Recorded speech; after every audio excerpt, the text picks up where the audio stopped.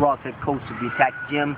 We're dealing with alternating maces, upgraded KENPO. What we're going to do here, remember I told you in the last clip, there were 4 primary situations here what happens when you actually get connected with the push. Most instructors don't even deal with. The first one is you get pushed far enough away, and you might have to run away, depending on how big this guy is or whatever the situation is. The next 3 are combative options. Those next 3 are, you either close on your opponent and apply the alternating maces, your opponent closes on you and you apply the alternating maces, or the 2 of you clash and you wind up applying the alternating maces. We're doing this right here in the one-on-one opponent scenario, empty-handed.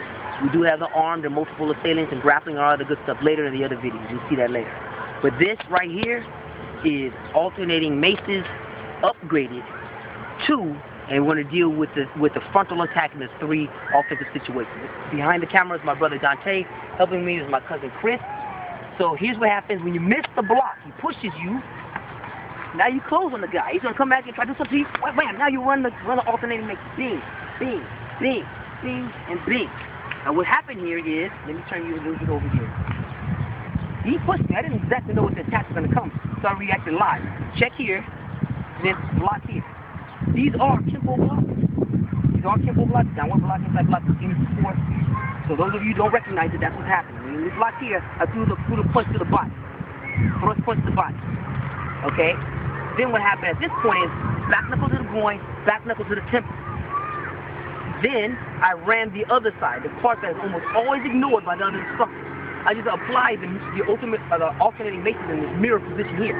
Hammer fist to the temple, thrust to the body, back knuckle the other way. The key here is, again, to hit whatever is open. You may not always follow that particular sequence. It doesn't matter. Whatever he gives you open, that's what you hit. Okay? So, he pushed me away, I closed on him, we fought. The next one is, he pushes me away, and he closes on me. Here, whoops, bam. Same techniques again. Same techniques again. Same techniques again. Let me pull you back over here so the camera can see it a little bit closer. Made a little more contact than I intended to. But it's, like I told you, it's a live technique. Threw it here, and I threw a punch here. Hit him caught in the body, okay? Immediately, in this case, I actually had his hand a little bit further back. I was able to get the back knuckle off. Here. Here again. Okay? You can go and strike in the opposite direction. Bing here, bing, bing, and here. And you repeat this combination as much as necessary. I pulled off a groin strike as well. One of the things that happens, especially if you're shorter, all right, you get this body punch off.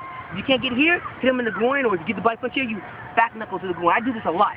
It's one of my favorite techniques here, back knuckle to the groin, or later on I'll show you another technique in which is very, very effective here. So again, to push off, you miss the push. Okay, you close on the guy, now he's closed on you. Now the most rare situation is when you get pushed off and the 2 of you clash, right? Come together. Still same technique. Still same technique, the same way. But it's a much more realistic look, because that's really what happened. You know, when he threw the punches, his hands came back, the target zones weren't open as they were before. He had thrown the cross, he brought his hand down, I had to find the target that was open. His hand checked it, he went back knuckle to the groin. That's what you do. You have to adapt to the circumstance. It is a scenario in which you need to spar. You can't just go out there and just practice against a non-resisting opponent in a static scenario and expect to develop effective combative skills here, okay? These are the 3 combative bases in the empty-handed scenario that you'll face against one opponent. The next video, we'll be dealing with the flank attacks here and see how we deal with them. Flank set to the left, flank attack to the right. Then we'll deal with the rear attacks. Yes, you have to execute these techniques at 360 degrees of protection. This is one of the seminal things that separates real martial arts from sports. Okay? So any questions, comments, emails, send me to them. I appreciate it.